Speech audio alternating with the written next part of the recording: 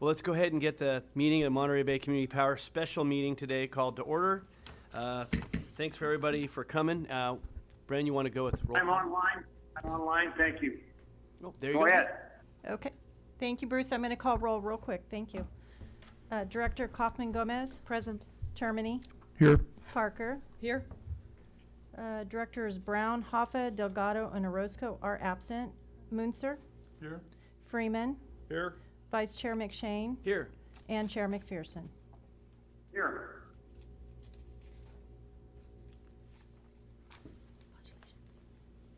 So, Chair, you can either preside or we can have our Vice Chair preside. Your choice. Go ahead, Vice Chair. Go ahead and preside. You're there with them. That's fine. Wow, hot under the collar. Okay, let's get started with the Pledge of Allegiance. Ms. Parker, would you like to lead us? I would be honored. Thank you. Please join me. I pledge allegiance to the flag of the United States of America and to the republic for which it stands, one nation, under God, indivisible, with liberty and justice for all. Thank you. All right. Are there any members of the public that would like to address the board on items not on the agenda today? Just because I can, I'll take a minute to share two things. AMBAG is celebrating its 50th anniversary, November 14th. So I'll pass the invitation on.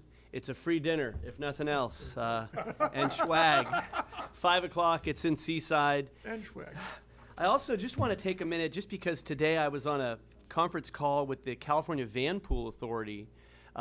It was reported that in California, the Van Pool Authority was responsible for more than 100 million passenger miles traveled. Yeah, let that sink in for a second. So that's passenger miles traveled. Now, that means that the vans themselves only traveled about 12 million miles. But because there's that many people on each van, we're saving over 100 million miles traveled on roads throughout California thanks to the van pool. It's a really, really awesome thing. These vans are hybrids, so it's both electric assist and gasoline powered vehicles. Just a way to brighten everybody's day. I think I'm able to sleep well tonight. So with that, let's jump in. So we're here to approve a contract for our Do you have the scripted agenda? I don't have the scripted agenda. That might be good. Do you Okay. wanna get that? I don't create one for the pool. Oh, okay. They didn't All right. want one? I think the next thing on the agenda is, Any disqualifications? yeah, we need So to go through let's take a let's moment. follow the If agenda. anybody on the board has any disqualifications for our set agenda today, now's your chance. Pardon me for being late, but Yep. I have a brief 1-minute statement I'd like to make. Is everybody okay if we go back to public comment? Sure. Okay. Okay, sorry. So we'll jump right back to public comment. Okay, so my name is David Lessakar, and I'm a Monterey County resident. And so what I'd like to say is that to meet the goal of stimulating our local economy, which I believe is the foundation of our goal to invest in local energy projects and programs, I believe that the most cost-effective way would be to pursue the lowest achievable cost of electricity, because this lower cost would tend to make our agriculture and tourist industries more cost competitive, which should make it easier for them to sell more produce, rent and build more hotel rooms, and hire more of our people. It would also be most cost-effective in stimulating, it would be more cost-effective in stimulating our local economy, I believe, than charging more for electricity in order to generate surplus funds to be used for local energy projects, which I believe would tend to cost more per kilowatt hour than utility scale generation in optimal locations.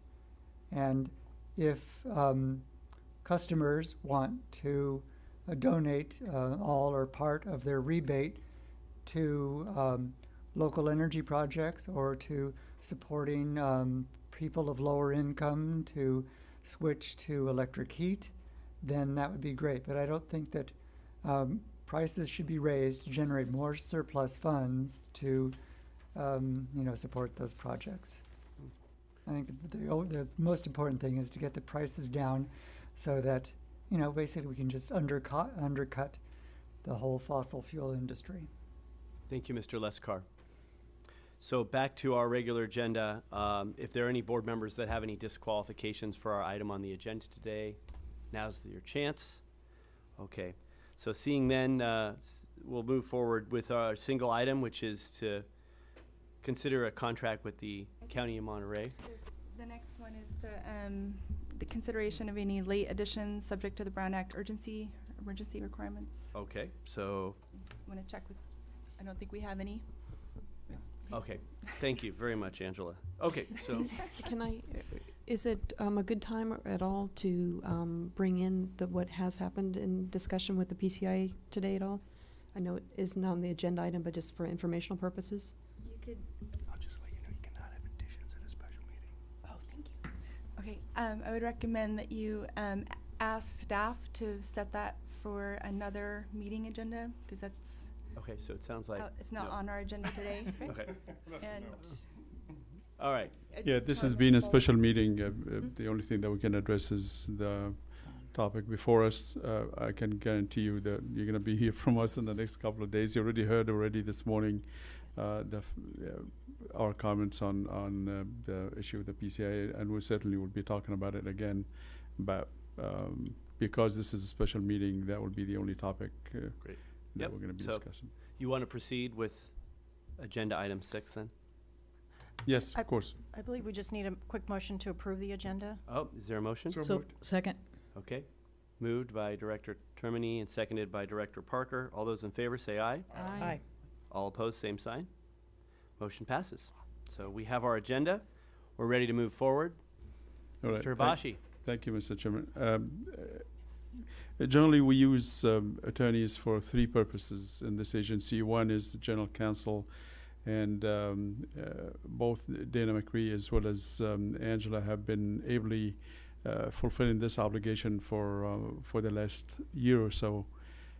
The second purpose we usually use attorneys for is to address regulatory issues. And in that regard, we have two different attorneys that we're working with. One that's working with us directly, and that's Scott Blazing from Scott Blazing and Tony Braun.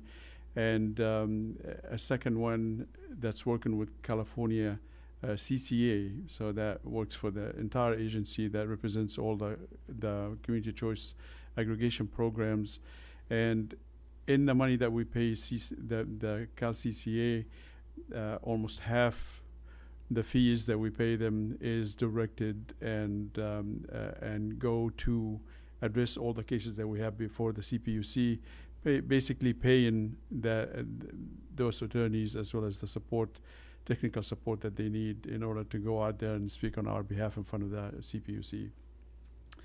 Finally, the third purpose we hire attorneys for is to help us with the negotiations of project participation agreements or all the power supply agreements that we'll go and engage in. And so far we have signed over 60 of them over the last year with different suppliers, either confirmation agreements or enabling agreements with those folks.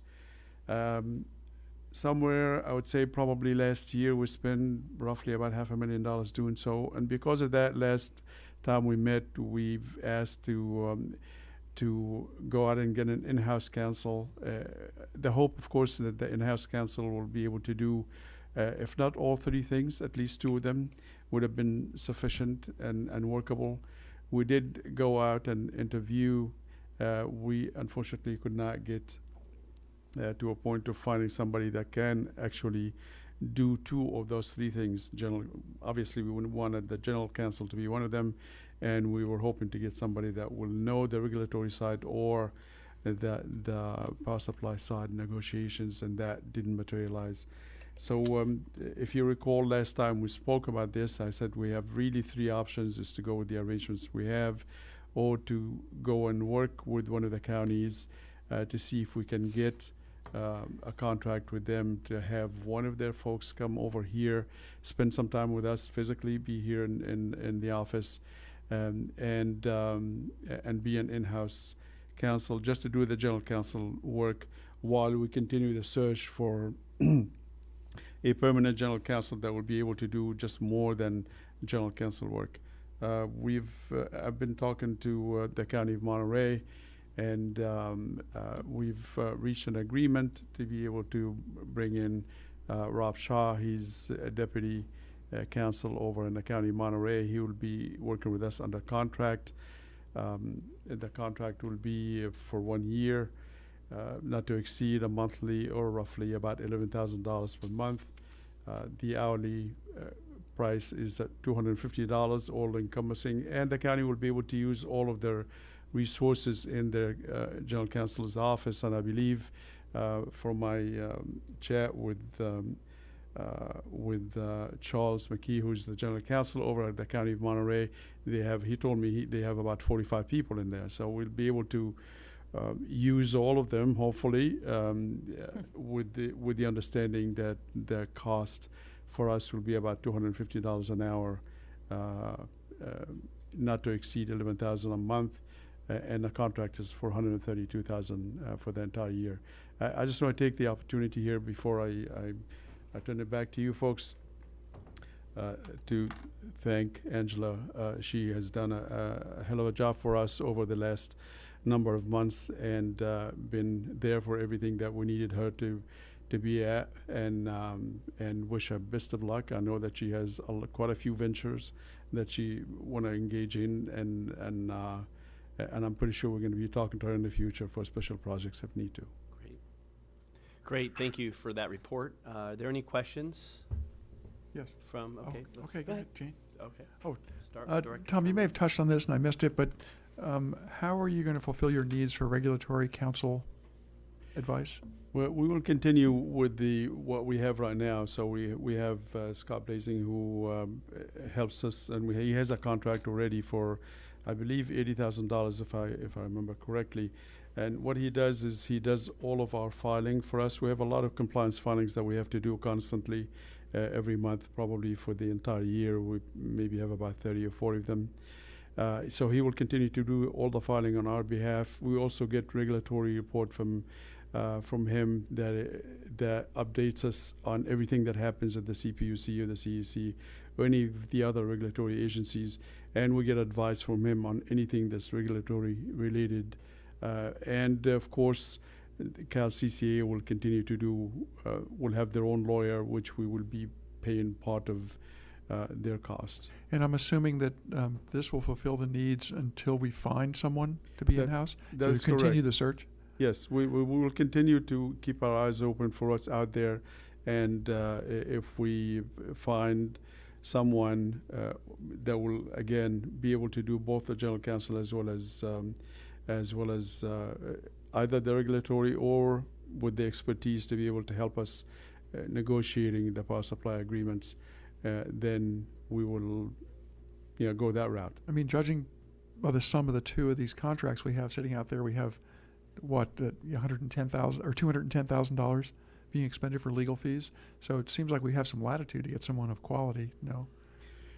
You certainly between what we have with Scott and what we have with the general counsel, as well as the money that we spend, because we have a third contract with Trotman Sanders, who helps us on the negotiations with the power supply agreements, and that contract have ran over a combination of what we do with him directly and what we do with him working with Silicon Valley Clean Energy for the long-term contracts. We probably are about maybe $150,000 with that firm in two different contracts. That is. I'm surprised we weren't able to find someone when you combine all those numbers. It inspires me. Why I didn't pass the bar, but it's that's a nice You have some time. Sizable contract. I don't have any time left, Jane. Last question, dollars and cents. This $11,000 a month, roughly. That's going to happen whether they spend that much time or not. And if they spend more time, Is this contract fixed? Does it not have a ceiling? Does it have a ceiling? It's an hourly contract for $250 an hour and not to exceed 132 annually, and a rough not to exceed on monthly basis will be $11,000. So we which amounts to about 10 hours a week. So that's what we expect.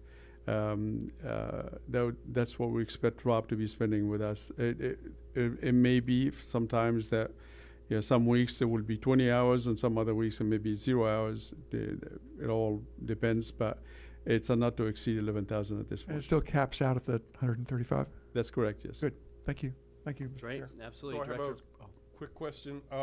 If you put all the legal services together and drew a pie chart, how much is general counsel, how much is regulatory, and how much is power negotiations? Sure. The General Counsel have been running before at about 170. Now it's going to run to about 132. The power supply negotiations likely to run, I would say on the average, for over the next few years, it will be about 100 and maybe 40. Then finally, on the regulatory side, what we directly spend is going to stay at about maybe $80,000 a year. Indirectly, there will be another $150,000, I would say, that will be going to CalCCA to fight battles on our behalf. And given what happened today, that number may go up. Okay, thank you. Sure. Director Parker? Thank you, Mr. Vice Chair. My question has to do with process. So I don't have an objection to the course we're taking or the qualifications of the folks we're potentially contracting with, but I am just interested to know a little more about how we made sure that we looked at, a number of different entities who might be able to offer services and compare their qualifications and the price per hour and all of that. I didn't see anything about that in the discussion, so I'm just curious. Yeah, I think I'll be honest, we didn't go with an RFP or an RFO to try to find out which attorney would cost how much. I have not so far in the past 2 years or even before have got a price for an attorney, all inclusive, to be at the $250 level. It's quite a reasonable price, a compliment of the County of Monterey. I think Angelo is one of the probably most reasonable price that we've got from any attorney that I've worked with in the past, at about $350 an hour after the first number of hours, which I think they were about $325 an hour. The arrangement that we have for the power supply for the attorney that supports us on the power supply side, his charges about $600 an hour, and that's because we work with him a lot. Otherwise, he charges $700 an hour. The lawyer that is working with the CalCCA on CPUC issues, that charge goes anywhere between $800 to $1,100 an hour. So at $250 an hour and keeping the money with our membership, keeping the money with the County of Monterey, and having the ability to have one very capable attorney be here physically that we can probably interact with more often than we have done in the past year, I thought that is a reasonable deal that didn't warrant that we have to go out and do an RFO. Thank you. I agree with the conclusion. I'm not sure, and because it's poised to be a temporary arrangement, probably I'm not as concerned, but I just think it's not a good practice. but I think you're coming to the right conclusion. I don't, as I say, I don't have any beef with where we're headed, and who we're going to contract with. Just encourage you all who are Monterey County residents, keep paying your taxes, because that is allowing the subsidy in a sense. So, but also I would just, as a comment, I would just say that the skills and expertise that you're looking for are pretty disparate. I've seen public entities try to get good, Brown Act and public governance advice from good litigators, and and it doesn't work very well. So I would just propose that we may want to, I think, continuing to look for someone who can do more than one of the functions is not a bad idea, but we may just find that the areas of expertise, regardless of price per hour, just don't come in the same package, unless you can find a firm that has the diverse expertise. But that's sort of the advantage of county council's office, is that they do end up having a lot of expertise in a lot of different arenas, including and primarily the public governance kinds of expertise. So, thanks. Thank you. Great. Any further questions? Okay. Director Kaufman-Gomez. Thank you. Having many hours put in with Angela, are we conservative here on what we really need? Are we really taking care of what we expect the horizon to show with the number of hours that this council will be covering for us, especially as the PCI evolves and other pieces of legislation and things come forward? Yeah, I think it is understood, and I've already talked it over with Charles and Rob, that we are not likely to assign work that has to do with regulatory agencies to our general counsel. That we're going to continue our relationship with Scott and others to the extent that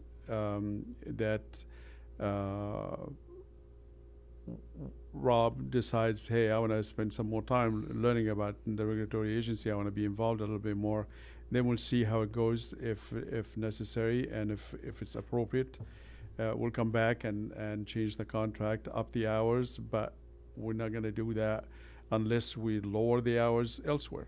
So if we spend some more time with Rob, then we'll be spending less time with Scott, and that probably will help save us even some more money. And that would be in that would be in the scenario if we're working collaboratively with one of the other CCAs on the contracts, and this firm would then participate. Right now, that wouldn't be the business model we're doing with this hire. The business model with this hire is just to have somebody that will serve as a general counsel for us going forward, until such time when we are able to get a general counsel that have the experience to be able to go beyond just the general counsel basic work, that will get us more into the regulatory or the power supply arrangements that we need to negotiate. Thank you. Questions, Director Freeman? Yes, I just want to make sure I completely understand here. Mr. Shaw or Mr. Shaw will be having a desk here at this office for approximately 40 hours a week, but he'll only be billing us 10 to 20. Is that the arrangement? There's an office that we'll have for the general counsel. He will be welcome to be in it for as long as he needs to be in it. He obviously has work to do with the county, so if he needs to be in the county, he will be in the county. If he wants to be here for the 40 hours and do 10 hours for us and 30 for the county, that's fine with me. If he needs to be in the county for all 30 hours and be with us for 10 hours a week, that would be fine as well. Bottom line is, our expectation is that we're going to get 10 hours of work from the county roughly on a weekly basis on the average. And some of those hours may be performed by somebody else in the county's office, okay, if that's more suitable. Great. Any further questions? Is Mr. McGee or Mr. Shaw here just to say hi? Both of I them am are. here. I'm Charles McKee. Rob, sorry, had to go to a deposition in San Jose, so he does other work. Yeah. There's the mic over there for recording. Okay. Should have been aware of that. Yes, I'm Charles McKee. I'm the county counsel for Monterey, and I'm also the risk manager for Monterey. So don't think that the 40-plus people in my office are all attorneys. Roughly 20 attorneys in the office. And as I said, Mr. Shaw will be the general counsel for the Monterey Bay Community Power, and he had to step away to go to a deposition in San Jose. He was here, but just had to leave just now. Believe it or not, some depositions start at 3 p.m. And like Tom said, we have a plethora of services that we can provide in the office. I would expect that Rob would provide most of them, but when there's some specialized needs, if there's personnel matters or certain land use matters that he may not have experience in, or other issues that cross over to matters that the Community Power Agency needs, we hopefully can provide them. If we can't, obviously you have other counsel that can handle those things. Thank you. Yes. So we'll go ahead and take this to the public. Is there any members of the public that would like to comment on this item? Okay. Great. Yeah, and I do see in the agreement that Robert Shaw shall be the primary attorney assigned as general counsel, and then services may be provided by any member of the county counsel's office. And as Jane suggested, there probably is expertise there in terms of dealing with regulatory issues at the state level, and with some luck, perhaps, in negotiating contracts for the county. Great. Thank you. Any other members of the public wish to comment on this item? Okay, seeing none, we'll bring it back for any final comments or a motion at this time. I'll make the motion to move this forward. Second. Moved by Kaufman Gomez, seconded by Parker. All those in favor, say aye. Aye. Mr. All- Vice Chair, we actually have to take a roll call since we have there we go. Chair McPherson on teleconference. There you go. So why don't we go with that? Okay, thank you. Kaufman Gomez, Yes. Termini, Yes. Parker, Aye. Munzer, Aye. Freeman, Aye. Vice Chair McShane, Yes. and Chair McPherson. Aye. Okay. Great. Okay, motion passes. There's no other business before this board. Our next meeting. Steve, I think this might have been done anyway, but I would like to, I think it's proper just to have Mr. Bashi or he and I to write a letter to Angela thanking her for her services that she has done in our startup process. Maybe that has been done, but I would like to make sure it is, and would be glad to sign that, and, along with Mr. Bashi, I'm sure. That's the plan, sir. Yeah, thank you, Chair idea. McPherson. That's a great idea. I think we all agree. Angela, thank you for your service getting us through all of this, and it's been great working with you. Thank you. So with that, I think we're at adjournment. Our next meeting will be on Wednesday, December 5th. Thanks for coming out.